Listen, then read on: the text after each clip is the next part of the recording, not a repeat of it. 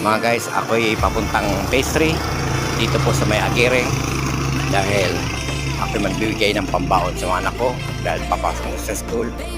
Ang asawa ko gumawa ng paraan, umutang, 4:30 alis sila sa bahay. Kailangan bago 5:30 nandoon na sila sa school, mga guys. Ako'y maagang gumising para sa anak ko may bibigay sa pambaon nila ngayon. Kasi pag ganitong lunes na lunes, kailangan napaka-alis na. Kailangan 5:30 before 6 dapat nandoon na sila sa school, mga guys. Oh, napakaganda pagmasdan tong yung cat's eye na to dito sa kahabaan ng Aguirre. Dito po papuntang pastry po, mga guys. Pabalik na ako, pauwi na ako sa bahay. Naibigay ko na yung pera para sa pambaon nila.